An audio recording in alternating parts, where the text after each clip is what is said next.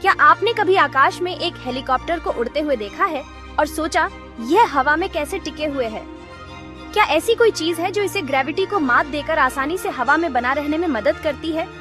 अगर आपने कभी सोचा है कि हेलीकॉप्टर कैसे उड़ता है, तो आज का वीडियो आपके लिए एक दिलचस्प सफर साबित होने वाला है। बने रहिए हमारे साथ, क्योंकि आज हम जानेंगे कि ये अद्भुत मशीनें आकाश में उड़ने के लिए कैसे तैयार होती हैं। तो चलिए शुरू करते हैं।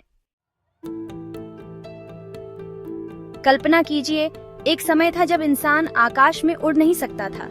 ये विश्वास करना मुश्किल है ना?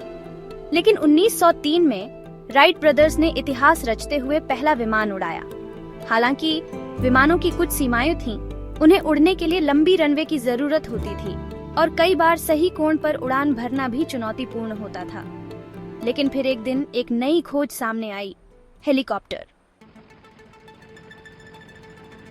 अब यहाँ पर खेल का नियम बदलने वाला हिस्सा है। विमानों के मुकाबले हेलीकॉप्टर को रनवे की जरूरत नहीं होती। हाँ, आपने सही सुना।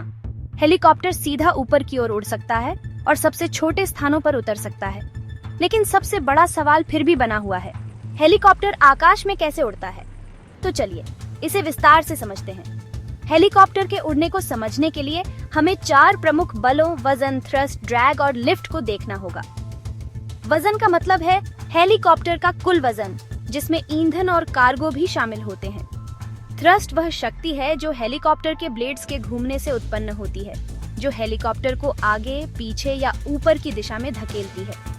ड्रैग वह शक्ति है जो हवा के प्रतिरोध से उत्पन्न होती है, अर्थात जब हेलीकॉप्टर गति पकड़ता है तो ड्रैग उसकी गति के खिलाफ काम करता है।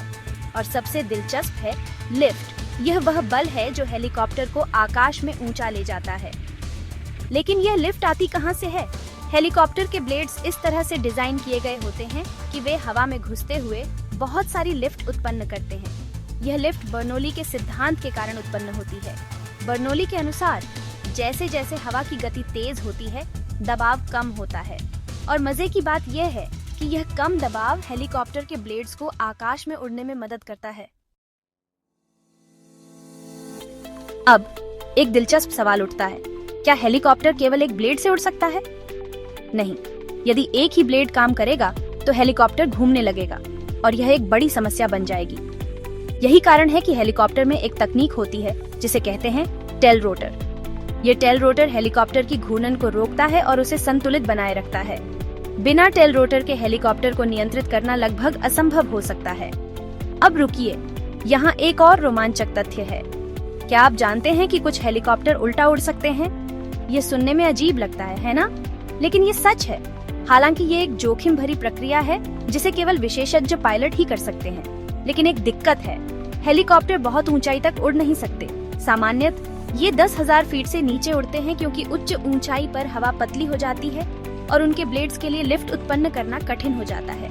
लेकिन कुछ विशेष रूप से डिजाइन किए गए हेलीकॉप्टर इस सीमा को पार कर सकते हैं। और अब एक आखिरी दिलचस्प सवाल, अगर हेलीकॉप्टर का इंजन अचानक उड़ते वक्त बंद हो जाए तो क्या होगा? डरने की कोई बात नहीं है। पायलटों को ऑटो रोटेशन की प्रक्रिया में प्रशिक्षित किया जाता है। इस प्रक्रिया में इंजन बंद होने के बावजूद हवा के द्वारा हेलीकॉप्टर के ब्लेड्स को घुमाया जाता है, जिससे वह सुरक्षित रूप से जमीन पर उतर सकता है। अब आपको पता चल गया है कि हेलीकॉप्टर कैसे ग्रेविटी को मात देकर आकाश में उड़ते हैं। यह इंजीनियरिंग और भौतिकी का एक अद्भुत मिश्रण है।